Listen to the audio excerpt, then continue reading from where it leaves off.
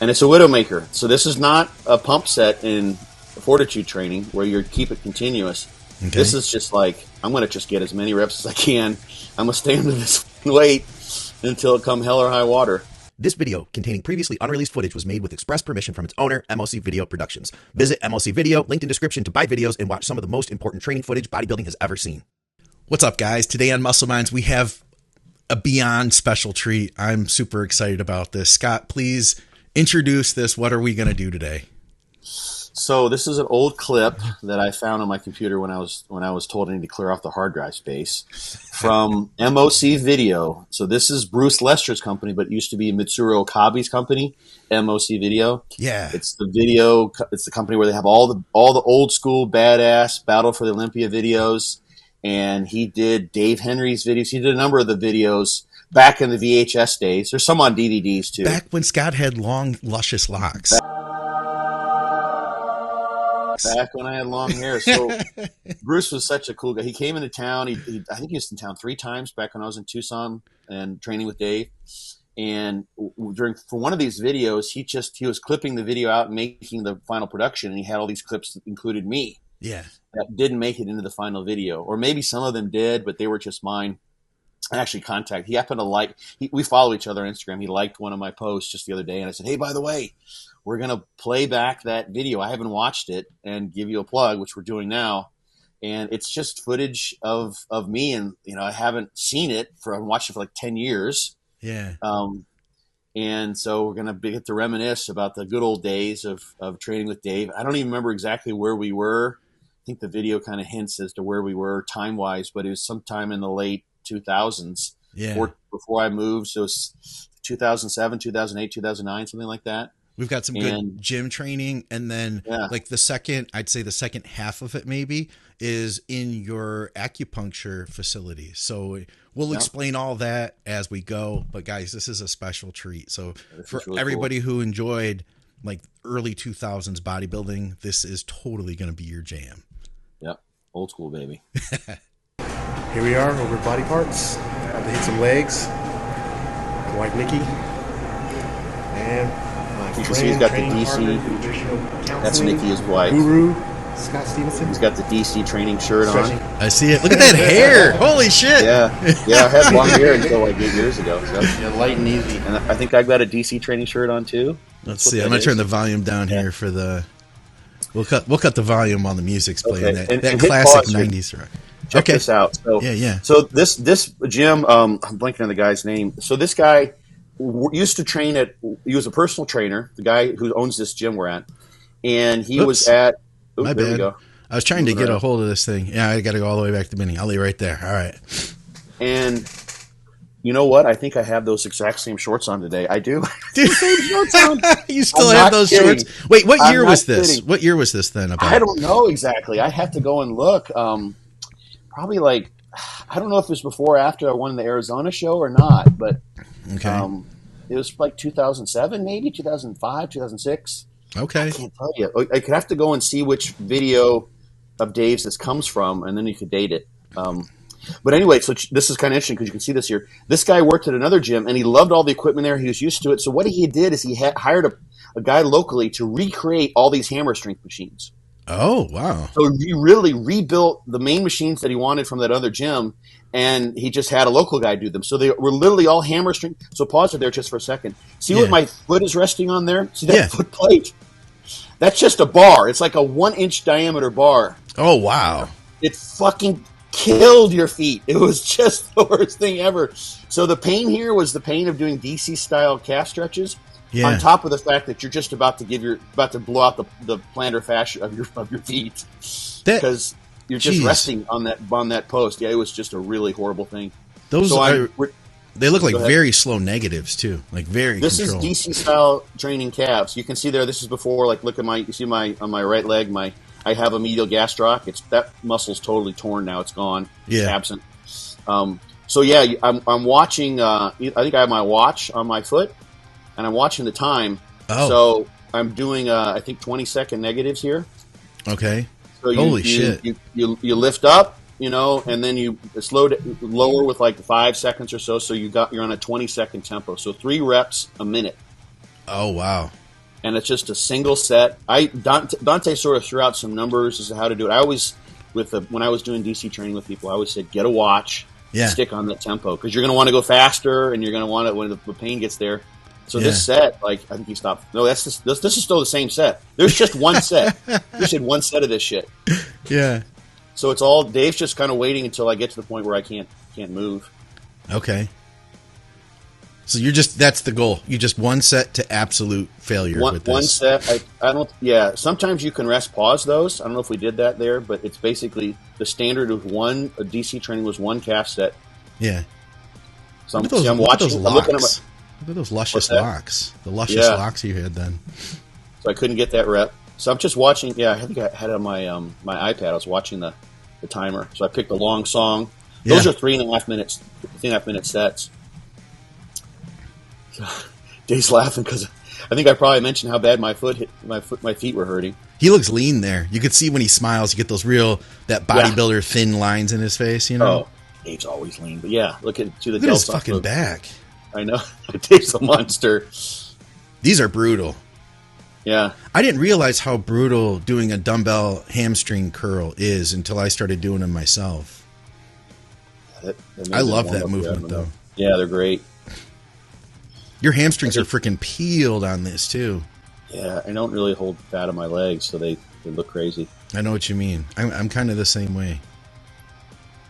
See, we did those on put on the decline bench because it's wider like that. So you're like sometimes on smaller benches, if you're on a bench as opposed to the floor, you're like you have to use your adductors to hold your feet together so your knees don't fall off the bench. Dude, my adductors have been so fatigued from doing this exercise, in part for that reason, trying to hold it together. You know? Yeah. I mean, it's a good stress there if you want to add that. But Dave was crazy strong on knees. It was really interesting. We were about the same on hamstring movements, and he just destroyed me on this one. I don't know why or how. It was just something about the biomechanics. Maybe he pulled his gastroc into it a lot more, but anyway, and he's freaky. So yeah, I don't know when this was. He probably says in the video. So do you see the little ad though? mocvideo.com. That's where you can find Dave's videos, and a lot of his stuff is out on YouTube now. It's basically free. Yeah. He didn't want people were just snagging and posting it. I used to for about 5 years. I would literally look at that tricep. I know.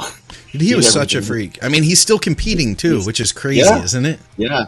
Yep. He's still. Yep. He's been at it longer than he's been at it as long as Dexter Jackson has, basically. Yeah. Sev is now really big on this notion. Yeah. So it's kind of based on some basic endocrinological and muscle studies demonstrating the insulin, amino acids that are going to promote anabolism, anti-catabolism, etc. So the other thing, basic simple idea is that you train calves. So you train calves at noon, hit hamstrings at 12:30, quads at 1, then you eat at 1:30. The food actually starting to hit your system 2 o'clock. And now you're 2 hours after the last time since you trained calves. Huh. So why not start eating the meal right then and there, as long as it doesn't make you throw up during the workout? Yeah. So there's a timing issue too. Dude, I train myself not to do that. No puking. Yeah, Dave threw up a couple times while we trained. Did he? Legs. Yeah. Not this session, but yeah, there was once. We used one of those leverage Scotts, the one that you can barely put any weight on. Yeah. Pendulum squat. Yeah. Oh, yeah. We had a really good day one day. And, look how big he looks there. You know, some of it's just camera, you know. Sure, the way, sure. Yeah. But still, yeah, he's wild looking. So that was early, man. So you guys were using, I mean, let me ask you this. Are your thoughts different today than the stuff you said there? Has that evolved? Yeah? No, yeah. Yep, it's still, I mean, those, and it was funny that I mentioned Milos. It's like, Milos is doing this, and everyone knows that now, but this was, this is 15 plus years ago. So, yeah, back then, I think I was not using a hamstring machine, right? Huh. That's a Cybex. Yeah. Sorry, that is a Cybex, but he's got a bunch. He's just recreated all these machines. The ones he couldn't get, he wanted to save money on. So, you'll see that. Here's where Scott's about to get down. This is a Widowmaker set, maybe. Yeah. Oh yeah. See, I'm visualizing here. Okay. And the thing about all this footage, just so people know, this is just the stuff that was of me that never made it in the video. So he just filmed it just for shits and grins. Yeah. So I'm really pumped that we get to see this, man. This is, as somebody who loves the early 2000s bodybuilding, this is a real treat. So you can see I put my feet on the bottom, so I've just got my heels on the bottom there. I'm trying to make this as much of a quad exercise. You can do these, like we would do hand presses on these. Yeah. See, I'm trying to go as low as I can. You look like you're coming just about, yeah, you do. I'm bottoming out, yeah. So these are deep, right? Yeah. And it's a Widowmaker. So this is not a pump set in Fortitude Training where you keep it continuous. Okay. This is just like, I'm going to just get as many reps as I can. I'm going to stay under this fucking weight until it come hell or high water. Yeah. So like literally I got like, I don't know, like I would have gotten about 5 if I just kept on going. Yeah. I don't know, I got like 7 reps now. Who knows how long I stay in here, but I think we're trying to get at least, or maybe this was just a heavy set. This is probably just a heavy set. This is how we did this shit.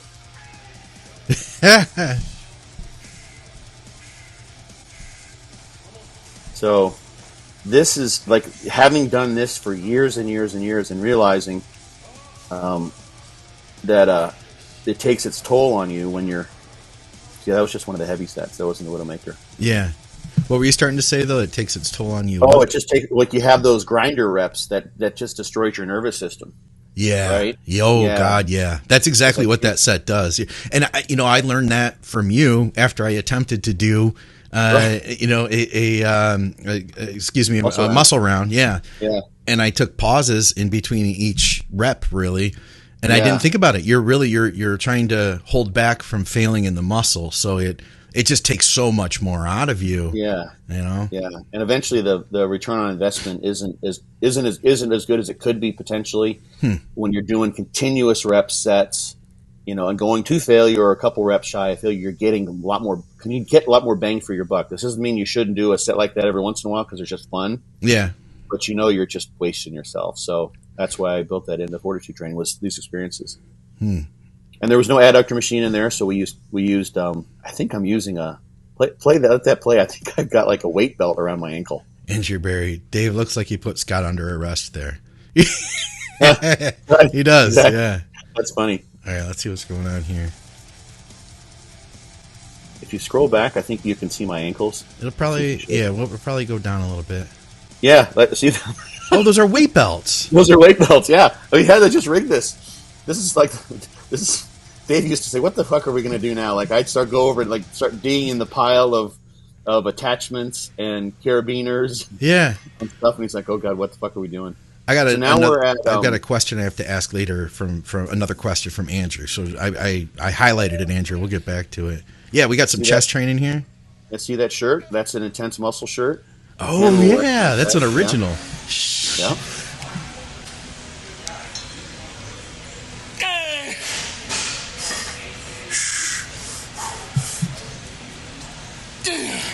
Dang. Looks like there's a 100-pound plate on there. I don't think so. I'm not that strong. Dave used to destroy me on chest. He was always much stronger on chest. Yeah. His noise making. Andrew had mentioned it was about the dumbbell overhead tricep extension. I think he was saying, we were texting this morning, and he was saying that one of his friends, I think, saw Dave Henry do a ton of weight. Yeah. He could do the 120s. You kidding? One arm? One arm? Yeah, he could pick it up and he could do that shit. And someone didn't believe it. We filmed it one day. No kidding. It was someone on like bodybuilding.com or Get Big or some shit like that. And like he kept on getting called out, and I'd seen him do it. Yeah. Dave used to do some crazy shit. Like he could do Smith machine lunges with 4 plates. You're kidding me. No. So I'd do it. Like he just could do like sets of 8 to 10 with one leg like that. So this is like the negative on a DCS pause set. I'm just trying to fight to keep it from touching. I'm watching him trying to hold it up. Okay. Above that. Yeah. Okay. Just trying to torture myself, basically. Yeah. Whew. So those look like they must be the deep dish plates because they do look thick. Yeah, I think they're just 45s. He's training early in the morning. Dave used to always laugh at how hard we train because we're just so stupid. Yeah. He needs more weight. Oh. He's probably doing it. And just the shape to his muscle is so crazy. He has one of my favorite ever most musculars. The way he hits it. Mm-hmm. Yeah, that was his hands clasped. Yeah. So you can see there, one of the things on DC training, you're only doing a limited number of sets, right? Yeah. And I think that footage there that it was just because he was just clipping, Bruce was just clipping whatever. That was after an initial failure point. So the thing so I see I'm helping. Yep. That was a principle of DC that it's really nice to have a partner for. Is you want to accumulate as many eccentric or negative reps as you possibly can. Okay. So this is his pulse negative or his negative hold. So I help up, and even on except for maybe the first one doesn't matter so much. But after you go to failure once, you're doing the second, third part of the rest pause set. Yeah. Always help on the initial concentric, so you don't waste energy. And you can you start with a negative. And then if you get that last rep or close to it, at least you have a negative on the way down. So you want to accumulate the negatives because the negatives produce better growth. There's more force relative to the amount of muscle that's involved. And the concentrics create more fatigue. So, I mean, literally, if you get to like the end of a rest pause set and you have to push that weight up to get what ends up being 2 reps, if someone were to help you, you can lower it and then maybe get 3 reps. Yeah. So you get maybe even 4 eccentrics as opposed to just 2. So you literally, and those are all out effort eccentrics, basically, as close as you can come with the free weight. Yeah. So the loading that you get by getting that assistance, someone helping you up, is tremendous. You end up adding like 2 or 3 reps and even more eccentric because you're always starting on an eccentric when someone's helping you up. Yeah. So a lot of people forget they wouldn't do that with DC training, especially if you're doing low reps like 8 and then 3 and then 2, and that becomes 8 and then 4 and then 3. Yeah. That makes a difference because if you think of it now in terms of effective reps, it's a huge difference there. Oh yeah. By getting the help up, because the concentric, it produces growth, but it's fatiguing and it's not as good as the eccentric in that regard. That makes total sense. Yeah. And Dante knew that. Like he recognized just from the fatiguing effect of getting the weight up and going. Yeah. Like with dumbbells. Yeah. We don't do it here. We used to use those power hooks, which you can still buy now. And we'd do dumbbell overhead presses with like the 100s, the 110s. Right. And those start here and you could stand up and grab hold of those and I could help him up. Okay. For the first rep. Yeah. Because otherwise with dumbbells, it's the worst case scenario. You want to do a rest pause set in a low rep range with dumbbells. Good luck. Right. it ain't happening, man. Because it's dangerous when you're that fatigued trying to just get the weight into position. Oh, absolutely. By yourself, yeah. So anyway, I think we're doing some behind the neck pressing here. Oh man, behind the neck presses, huh? You don't see that as much anymore. I still do them. Do you? Yeah, just did them 2 days ago. Okay. I still have that shirt. Oh yeah, that's a Gold's Gym Naples shirt actually. I still have it. That gym doesn't exist. This was in Gold's Gym Tucson. Okay. That gym has changed hands. Wonder if they still have that Smith machine. I think that's a Cybex Smith machine. I like those. I like that era of Smith machine.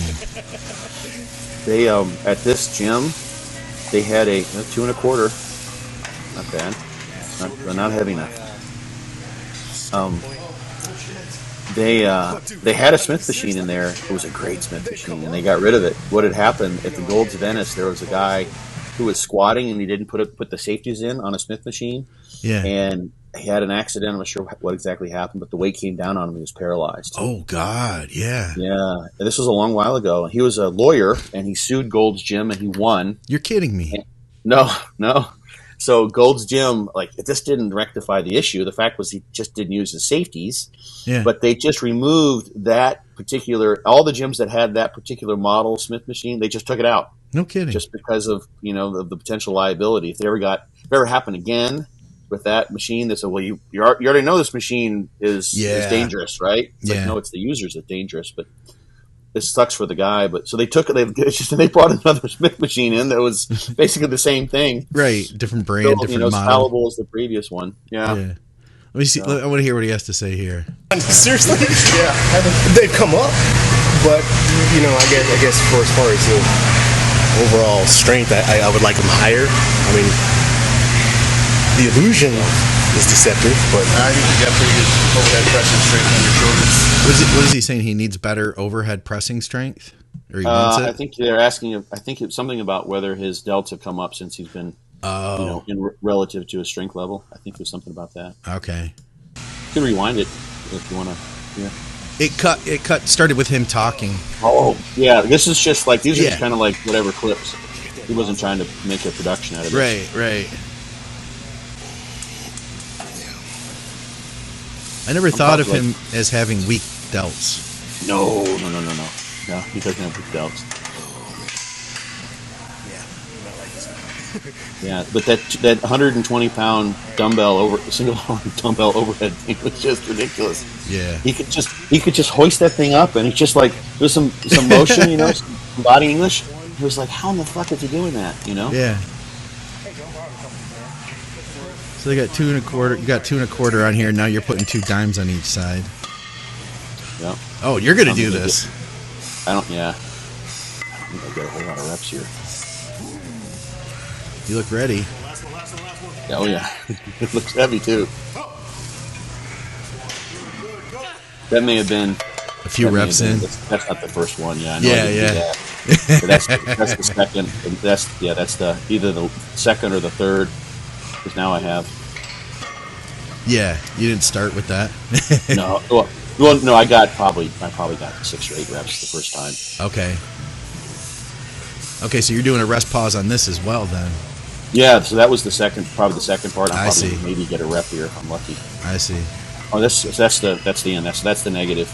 Okay. That's the pulse negative. Just resisting. Oof. Yep. That's tough. Yeah.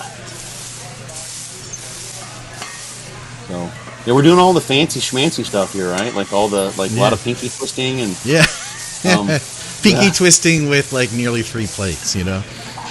No, it's just like let's just fucking go for this shit, man. This is DC. We're in the Smith machine for safety reasons. I don't know how far out Dave is, but we just like went after the big weight. That's the way your body will allow it. Yeah.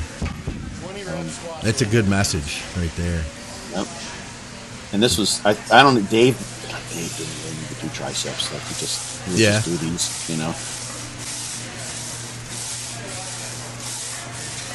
That's crazy that he could do an overhead tricep extension that heavy, like with a dumbbell that most people can't press. Yeah, it was like he was somehow like creating a gravity vortex around himself where there was just like no gravity. Like it's pretty impressive. Yeah, let me see. It was just here. Like almost like a parlor trick in a way because it didn't. It's like how did you do this shit? My hands way close in, but then it started like that's put them right here. Yep. Yeah, that's good. Because last time I felt like a train wreck when I was your extensor carpio muscle here on the. Jackson Ben White thing. Oh, that's gonna be funny. There we go. I'm gonna watch. Hell yeah, I'm gonna watch it. Yeah, he's having pain there from pressing. Oh, okay. Along your forearm, on the extensor side. So you went a little wider, and that fixed it. Yeah. Okay. Yep. I used to get that a lot too. So we're using lots of chalk. I think I have, so press pause there. This is one of the things, if people scroll back, they can see that. Yeah, so that's a climber's bag of chalk. Okay. Yeah, so it comes in a little plastic Ziploc bag. Yeah. And whenever I go to a gym, like here, like they don't want you making a chalk mess, right? Right. So you just use the climber's bag, and literally I just leave that in my little bag I drag around with whatever I needed. Yeah. In the gym, or just my gym bag. You just reach in, you put your hand in there. In this case, I took it out. Mm-hmm. You just put your hand in there. You put the chalk on. It makes no mess whatsoever. That's kind of leave it in the plastic bag, drop it back in, seal it. I'd use chalk in gyms where chalk's not allowed. No one would ever know. No, yeah. You never tell. You're not getting it all over the place. That's cool. I know. It's so much easier. And the chalk, it's the same stuff. So So yeah, those other bags. No, but see, the thing is, the world's most strongest bodybuilder, not the guys that are already doing that stuff. He's a pro though. Is he? Yeah, he got his pro card at the Master Nationals. Was it? He was trained by Flex. Stan Efforting. Trained him, and Well, it's open next year to anybody. yeah. You see that?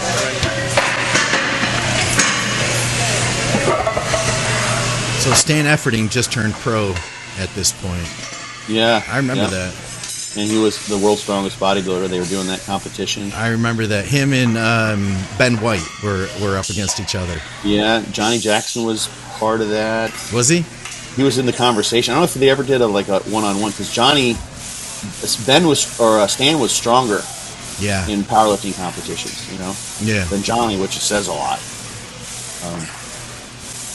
I saw Stan in the animal booth at the Arnold pick up 200-pound dumbbells off the floor and then sit down and incline press them for like a dozen reps. Yeah. I saw him at the Olympia once. I just went up and said hello. Yeah. And he's a big dude, man. He was a monster. They look like normal bench presses, but they're not. You drop your elbows, that's definitely on tricep. Secondary stress based on your chest. He's got his Boston hat on there. He lives in Massachusetts. Does he? Yeah. Come on. Man, he's looking wicked pumped there now. Yeah. Let's see the tumor on his arm. Yeah. That's not a tumor. It's a tricep. It's a tricep extension tumor.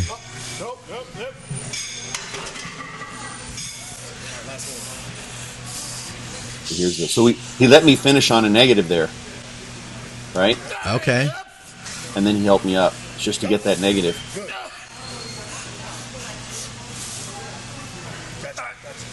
And now I'm just done. Now there's nothing. Yeah. Yeah, Dave is still in great shape, Lucas. He said, yeah. I remember him in a UK competition this year. He looked really good, although he lost to a local guy called Pitbull. Yeah, that guy was a monster. I saw that. Dave got second. Yeah. I think Dave's doing the Arnold UK. I'm not positive. I'm pretty sure. I think I heard that too. Yeah.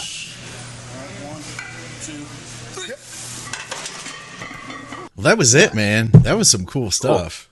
Yeah. Thank you to Bruce for giving us that. Yeah, that was the first time I had ever seen you, was on a Dave Henry video that I have around the house here somewhere. And you guys were training at your gym there.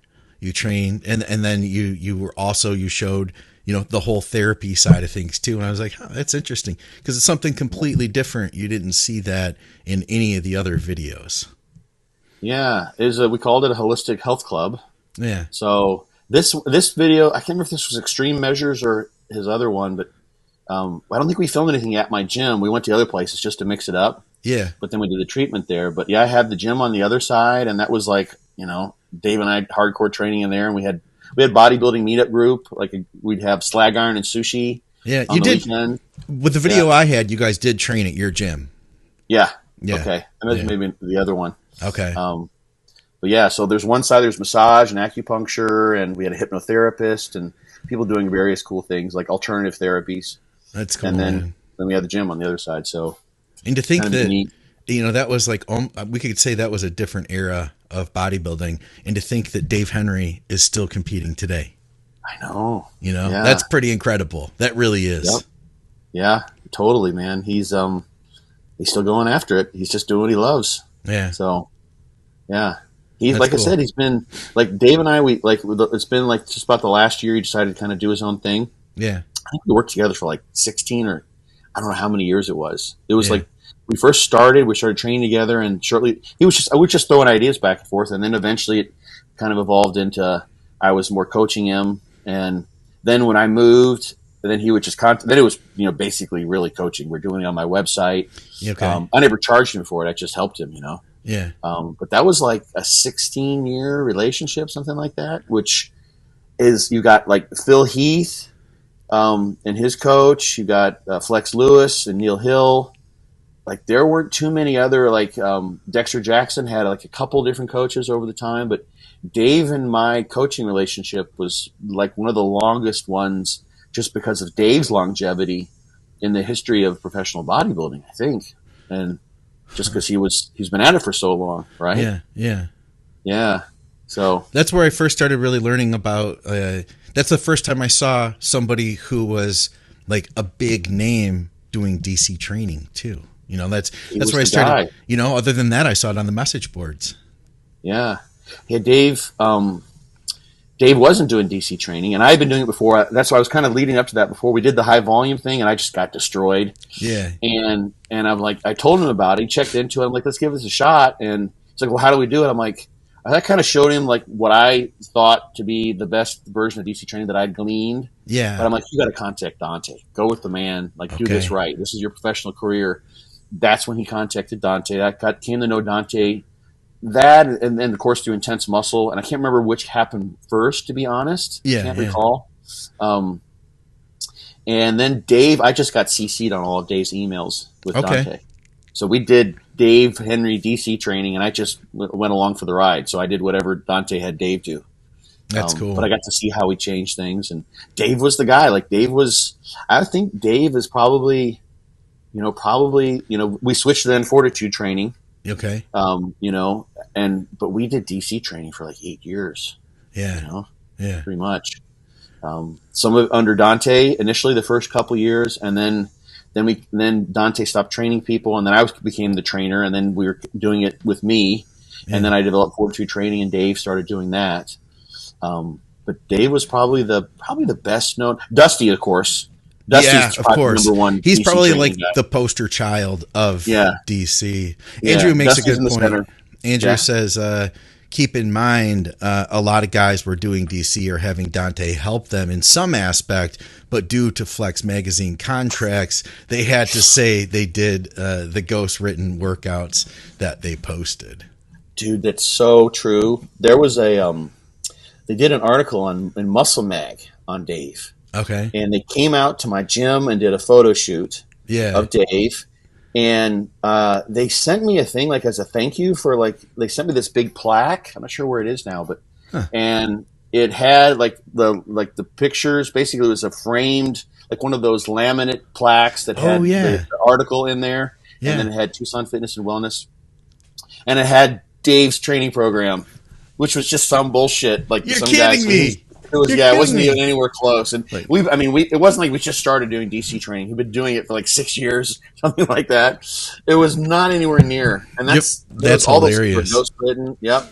I mean, totally true. That's hilarious. Dante was helping, I think, but that was true. So that was the part of the cover up that people didn't know who was doing DC training. Huh.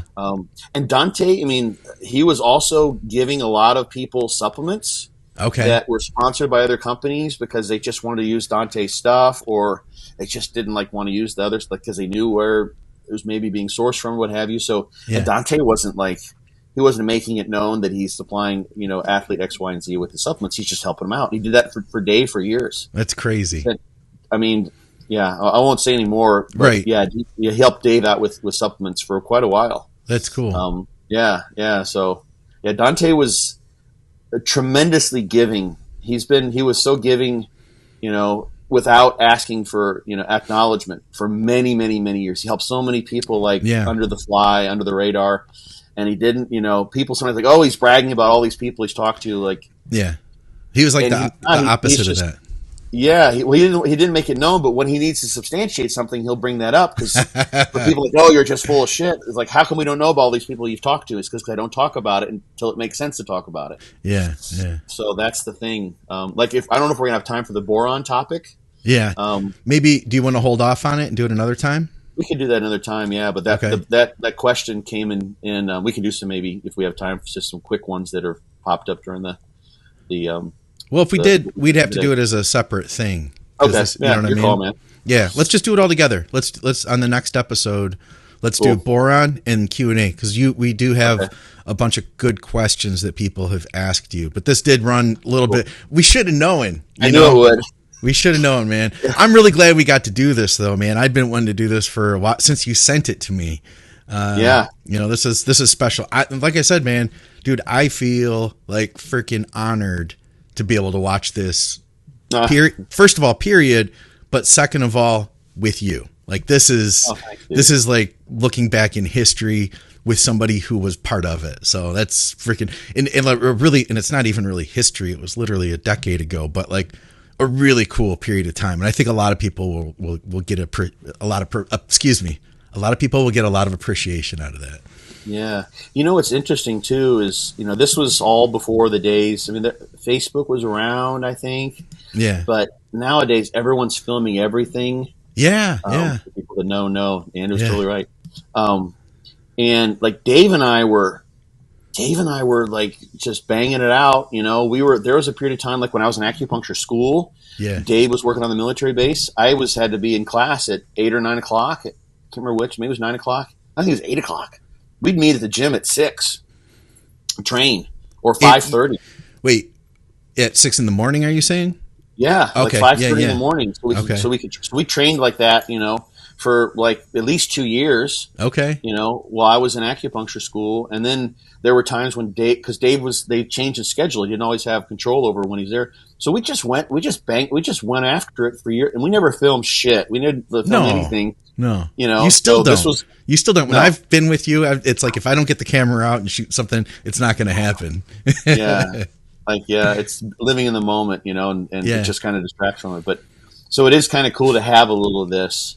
But what's not appreciated, I guess, is that we just like went after it for add up the workouts. 150 workouts, training 3 or 4 times a week, 150, 200 workouts a year.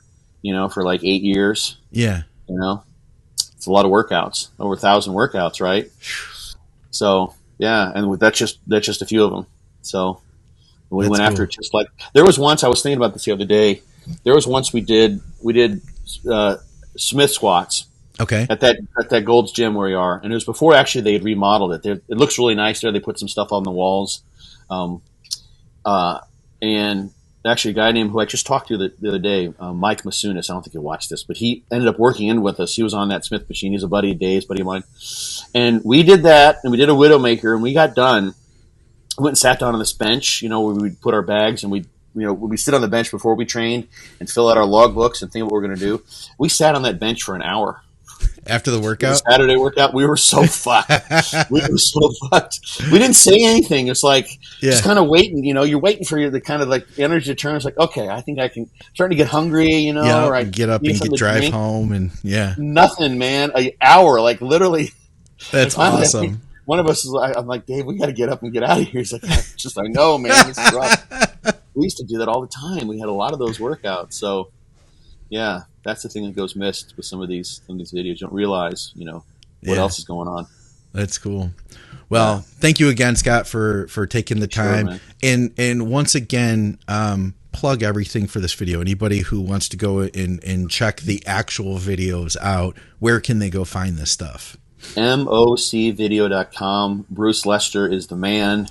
I think he's got a supplement store now, maybe even a gym. He's doing some other things business-wise. I can't say for sure, but God, I would love for him to do that again. Love for him to get on the road and start doing those things because, it was even today with social media the way it is. Like those videos, those Battle for the Olympia videos were just so friggin' cool. They were pretty special because the Battle for the Olympia.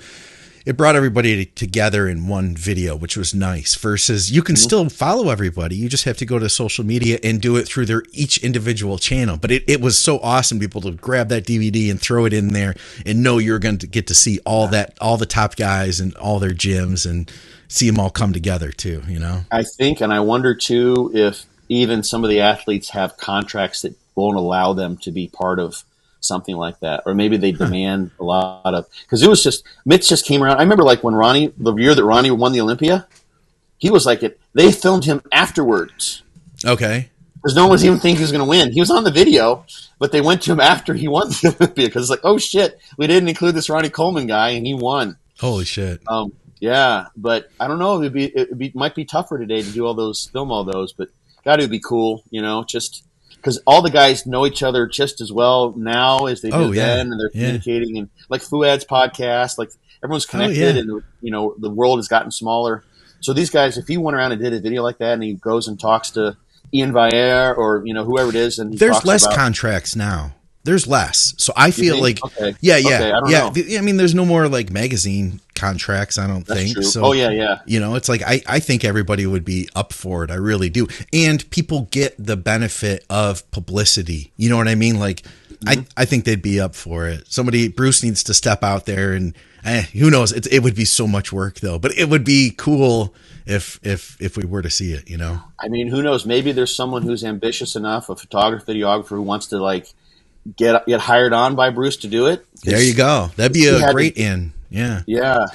He dedicated just like Mitts, there's like a month and a half of traveling around, and waiting for the right days and, getting up at the butt crack of dawn to go meet Flex Wheeler at Venice Golds, Yeah. He had to train when no one would bother him. And, it was a huge outpouring. It may not have been worth it monetarily at that time, but I bet now that would do really well. I would love to see that happen. I'd buy that for sure. Hell yeah. Yeah. Well, for another episode here of Muscle Minds with Scott Stevenson, guys, you may not be coached by Scott, but you just about could be if you get his book. For real, it'll plan your entire year through figuring out what you want to do with your off season, all the way to the point that you step on stage. Check out Be Your Own Bodybuilding Coach. That's BYOBBcoach.com. We mentioned Dante. Just to tie all the pieces together, if you didn't know, True Nutrition is owned by Dante Trudell. Check out TrueNutrition.com. Use our code THINK. They believe in what we're doing, and both Scott and I have believed in them long before this podcast even existed. Check out supplementsource.ca for those of you in Canada, and check out Strom Sports Nutrition for everybody all the way across the pond. They've got some good health supplements over there, definitely worthwhile. Of course, appreciate all your Patreon, all the Patreon subscribers. You guys are awesome. It's Scott Stevenson. And we can't forget MOC Video. Go check out MOC Video. I'll put a link below for that too. You guys can go back and check out all the awesome videos that they have there. Scott, cool. This is beyond a pleasure. I have no words. This was a blast. Thanks for making this happen, brother. I'm glad I could. Right on.